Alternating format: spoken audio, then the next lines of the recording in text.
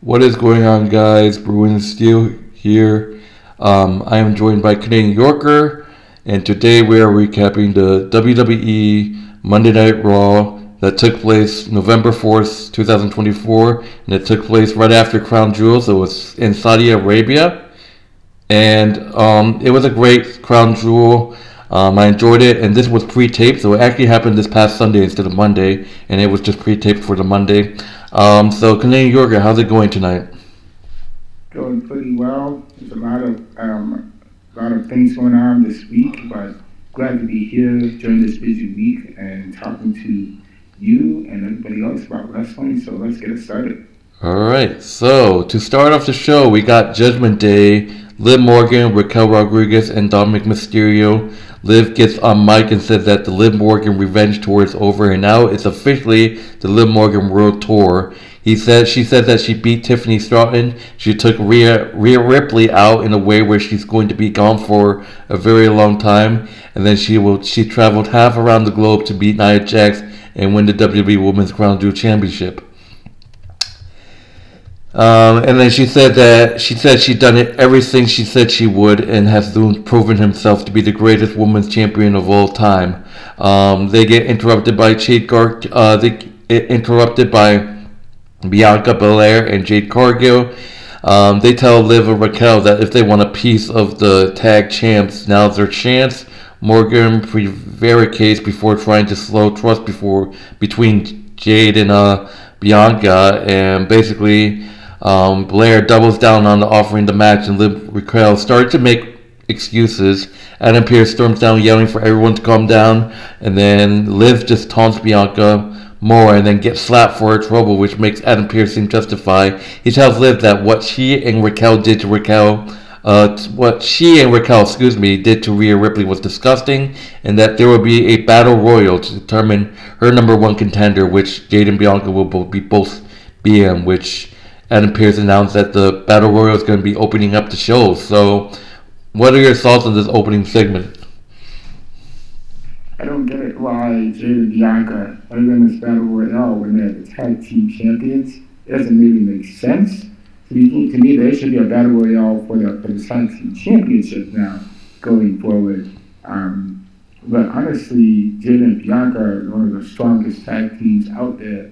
And they should continue defending their title as the tag team champions. It doesn't make sense for them to be gunning for Liv Morgan, who is a singles champion. Bianca Belair, she can definitely do her thing as a singles champion and challenge Liv Morgan to become the next champion. She has the credibility for it, and I think with Bianca Belair defending Rhea Ripley, I think that Bianca Belair could be one of those candidates that we're talking about that can definitely help Rhea Ripley fight off the Judgment Day, and fight, for her to help her against Liv Morgan and Raquel Rodriguez, who have just been just beating Rhea up left and right, and Bianca definitely feel something about that, because I think she's thinking about her time with Damage Control. The Damage Control was just dominating her and taking her down until she got some allies. And I definitely think Bianca Belair is one of those allies that can help Rhea against Liv and Raquel. Another thing I want to mention is that there was when Bianca was champion and when Rhea was champion, they both had a segment where they came face to face, and there was a stare down tension between both of them. I mean, I think Bianca definitely respects Rhea Ripley as a champion, and Rhea Ripley respects Bianca as champion. And honestly, I think, in my opinion, that Rhea Ripley is definitely, along with the man. The man could definitely help her, and Bianca could help her. So that's something that could very well happen in the future. And Jade Cargill, of course, would be a huge boost for Rhea Ripley too. So yeah. All right. So moving on to the first match. Like I said, it's the Women's World Championship #1 Contenders Battle Royal. Winner gets a shot at Liv Morgan's World Heavyweight title.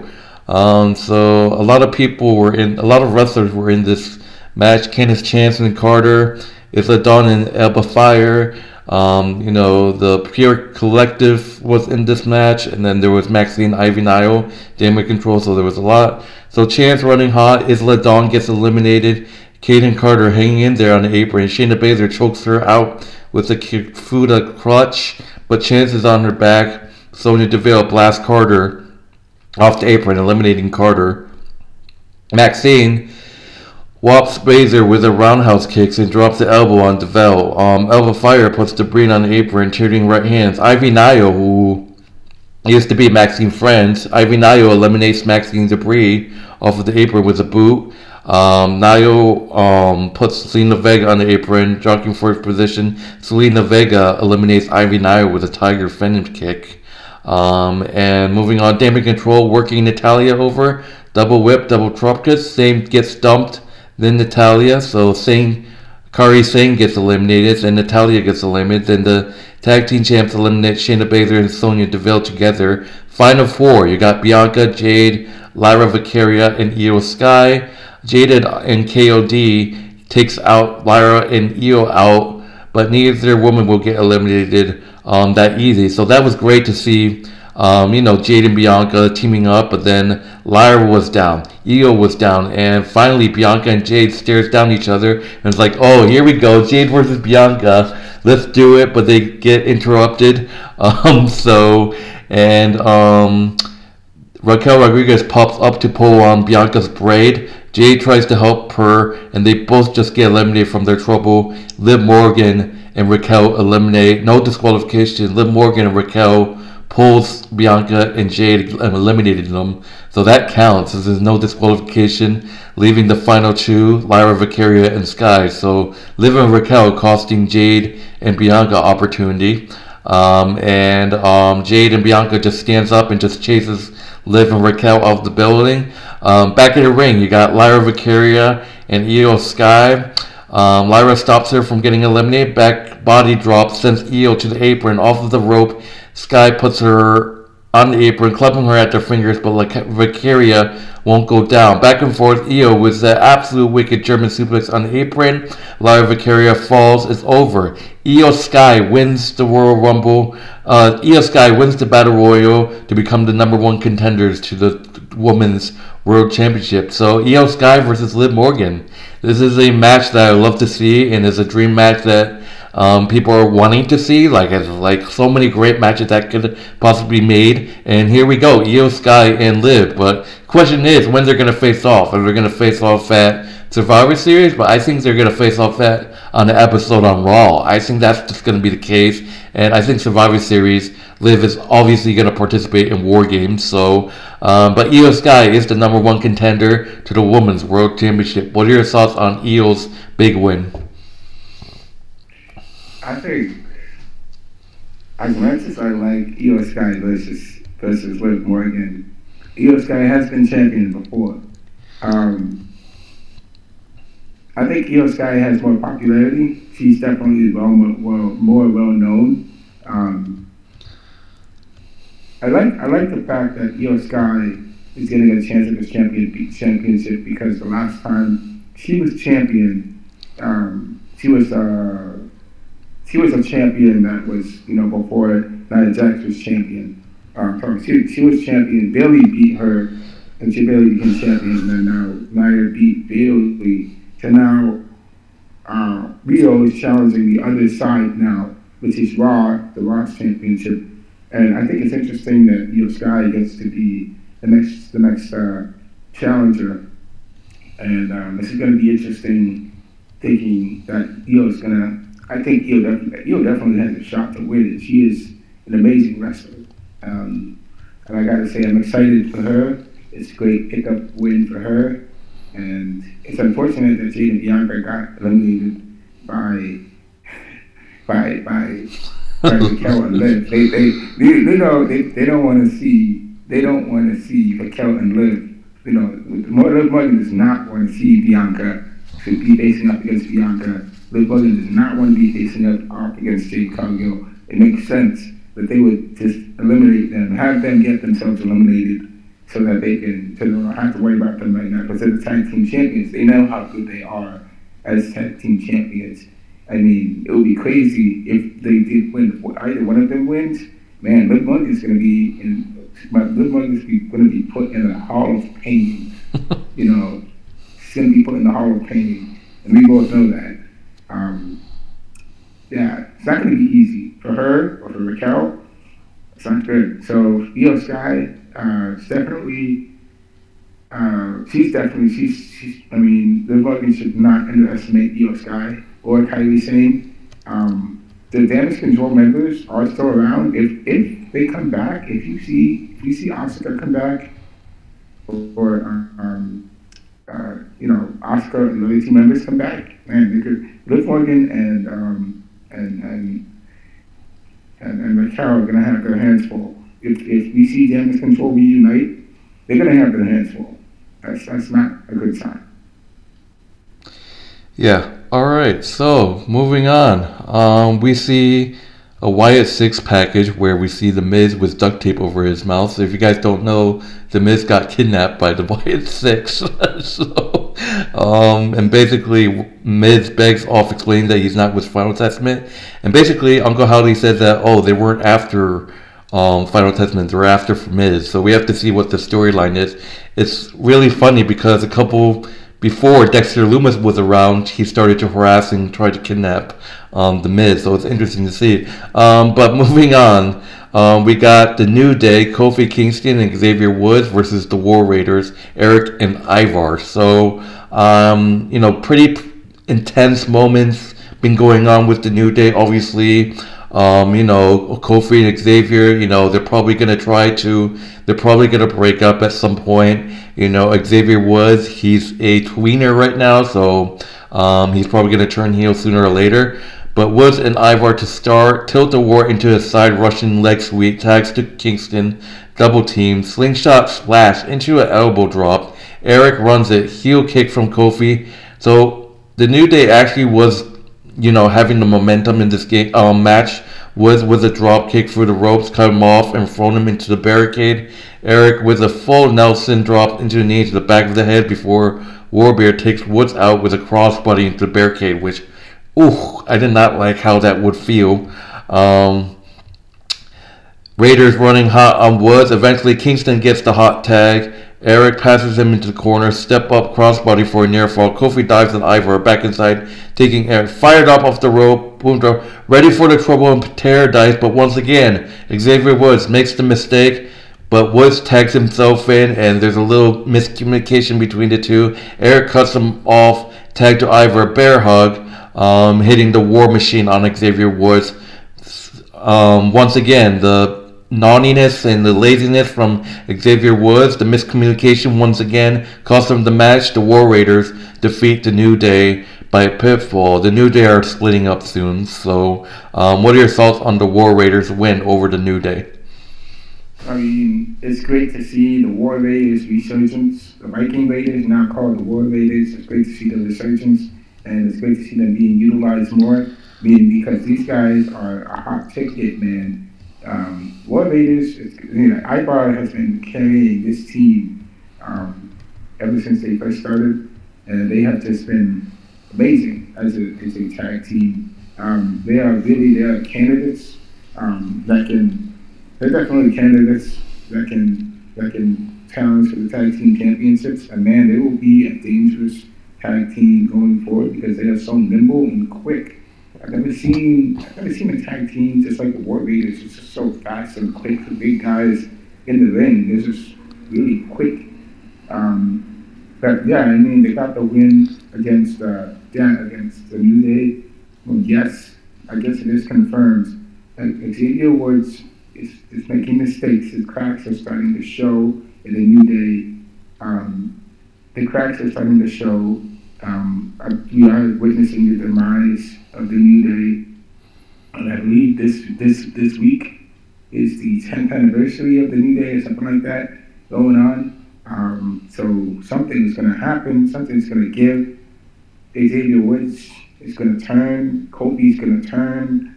We don't know what's going to happen.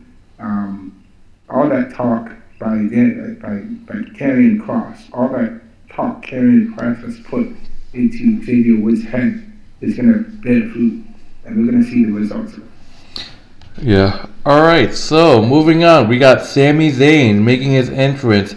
He begins his promo in Arabic before switching to English to talk about how proud he is to be in front of his people speaking their language on TV. But that's not why he came out. He said that he came out to address what happened with him in the Bloodline at Crown Jewel. He gets interrupted by Jey Uso. Before Sami says whatever he got to say, he wants to thank him, but he needs him to be 100%, was kicking Roman Reigns' accident. Big Jimmy Uso comes and he said, everyone saw what they saw. Sami kicked Roman in the face on purpose. He's pissed.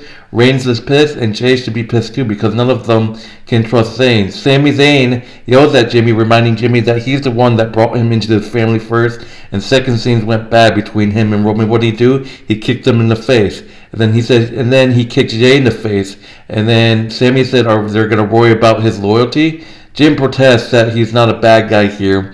Sami says that he doesn't get it, he doesn't hate Jim, and he's not saying he's the bad guy, but he makes bad decisions. Sami says he came out of Crown Jewel for one guy. He wanted to make sure Jay was okay. That's it. And he said, and for the minute there, Sami said he can admit when it was the four of them, it felt like old times. It felt pretty damn special. But that's all it lasted was 1 minute.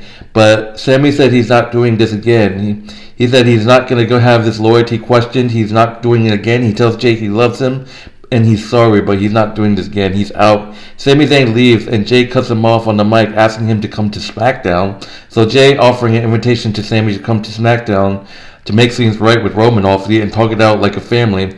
Jimmy then says Sami's not family, and Jay puts his hands on his shoulder and says he was wrong. Just because Sami's not blood related doesn't mean he's not family. He is family.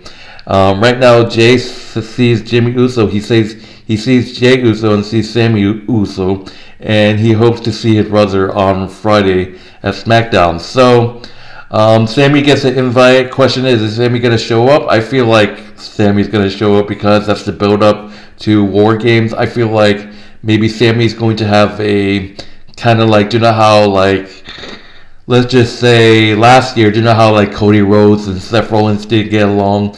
We could probably see that with, Jimmy and Sami, and then eventually it's like, one night, man, I need you for one night. It goes back to the whole Cody Rhodes teaming up with Seth, where they just hated each other. So we could go back for that, or we could see back when Becky Lynch and Charlotte Flair had hesitations teaming up in War Game because they had history in the past and they don't want to team each other. They had issues, communications. So we can see that maybe. But what are your thoughts on this whole Bloodline situation with Sami Zayn, Jimmy, and Jay? Like I said, it's the Bloodline story is probably the most exciting storyline there is. Yeah, the Bloodline story is exciting. And I think there's one person that's missing from the OG Bloodline that we all know who they need. They need Paul Heyman. Paul Heyman will be the perfect person, the perfect mediator to bring it all together. Paul Heyman will be the man that will help Roman Reigns amend with Jay, and amend with Sami, and Sami amend with everybody else, and everybody will come back together as one big unit. So that would be really interesting to see that happen. But honestly, I think Sami Zayn has a lot of things going for him. Sami Zayn is involved in so many storylines, feuding with Gunther, feuding with Bron Breakker. He was feuding with Nakamura at one point. He's just involved in so many things all at once. Now he's involved in the Bloodline business. And I think it's come full circle. Sami definitely has to amend with Roman Reigns and Jimmy, and they have to do the same with Sami and Jay. Obviously, I think it's a little too soon for that to happen, but things are the way they are. It is the way it is. Jay and Sami, I was thinking at some point, would Sami actually join Solo Sikoa's Bloodline? But I don't think that didn't happen, of course. But we'll have to see what's going to happen with that. So, yeah, I think Sami Zayn is maybe he will show up on SmackDown, and we'll have to see what's going to happen with that. All right, yep. All right, moving on to the next match. We got a one-on-one match between Dragon Lee and Chad Gable. So this was a great match. I absolutely loved it. Chad Gable, Dragon Lee, Chad Gable with Ivy Nile, and Dragon Lee with Zelina Vega. Both women supporting their own guy, whatever, their team. Circling Gable with the waistlock takedown that drops Lee on his head, chucking him again. Go behind Dragon, snapping his singlet against his back, smashing Chad's face into a turnbuckle, springboard crossbody cover for 2. Jockeying for position, Lee hits the Tree of Oak double stomp, belly to belly suplex, put Dragon hard into the turnbuckles, trading strikes into the middle of the ring. Whip reverse flying forearm takes Cable down, shove him into the corner, back body drop, headstand into the corner, super wise. And then it went back and forth.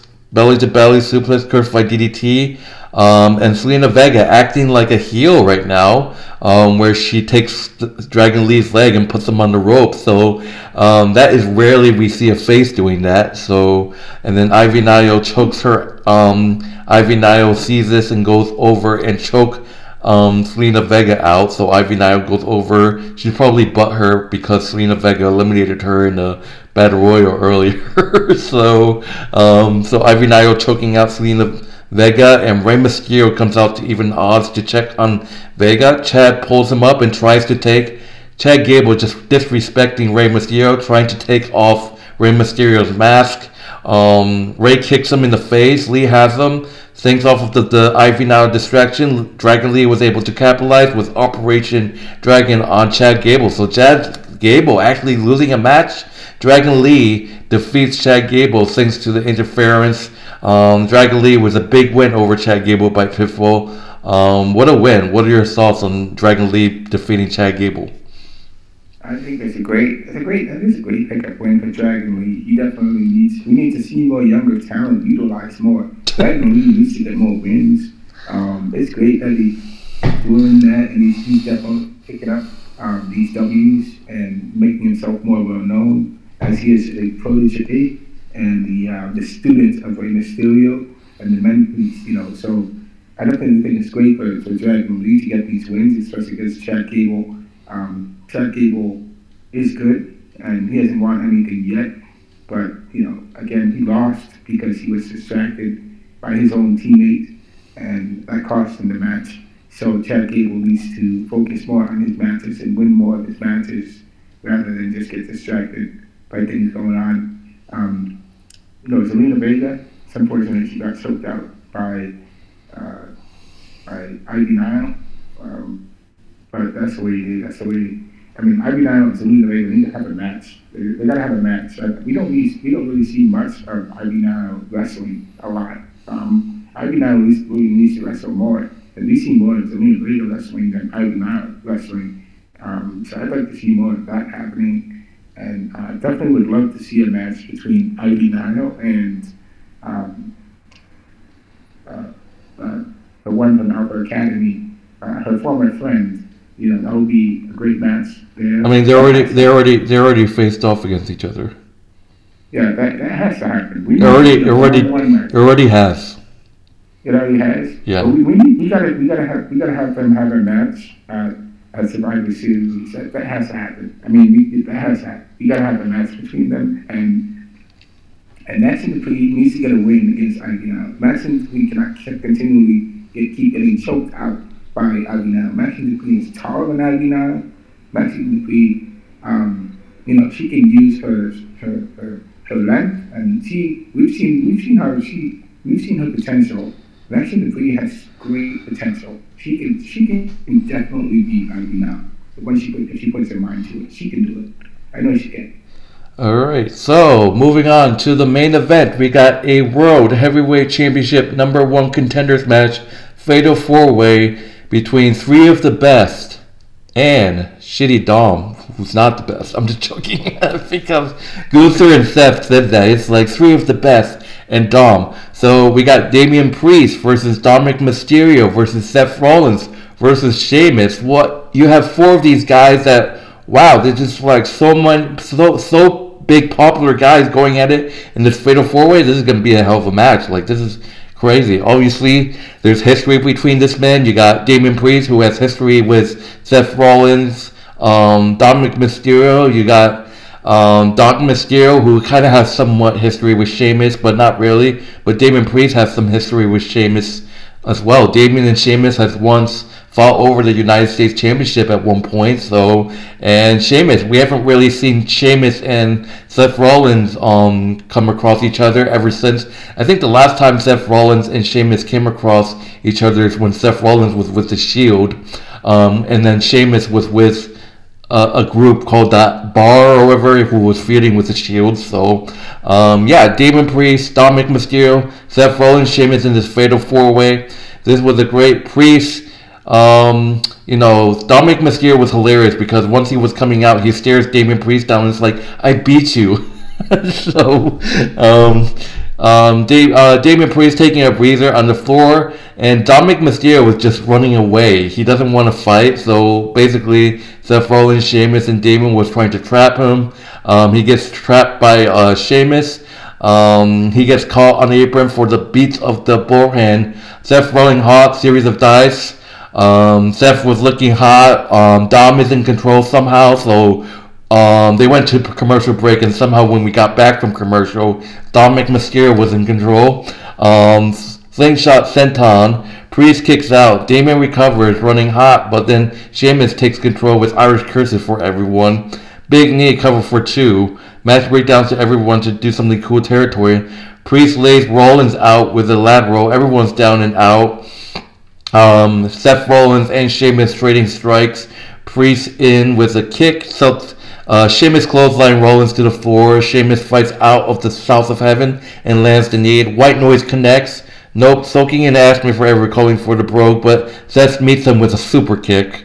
Mysterio with a near fall on the schoolboy. Rollins hits the pedigree on Dom in return, and like always, I knew this was going to happen. Big Bronson Reed is not done with Seth Rollins. Big Bronson Reed is here to wreck shit. Seth boots him, gets thrown into the barricade and hammered with a lateral. Bronson Reed clears the announce tables. Priest meets him with a right hook and Sheamus hits the knee. Fighting with Bronson in the ring now. He hits a Death Valley driver on Damon and one on Sheamus as well. Bronson Reed hitting the tsunami on Priest and then on Sheamus. And then hitting a tsunami on Seth Rollins through the announce table. And Dom is smart. Dom is actually hiding. Dom sees that everyone's down. Dom with a frog splash. I actually thought Dom was going to win. Dom with a frog splash on Sheamus, but Priest breaks it up. I'm like, you gotta be kidding. Holy moly, that was close. Mysterio with the 619 on Damien. And it's like, he's gonna do it, right? But no, off the top rope, Priest catches him with the South of Heaven.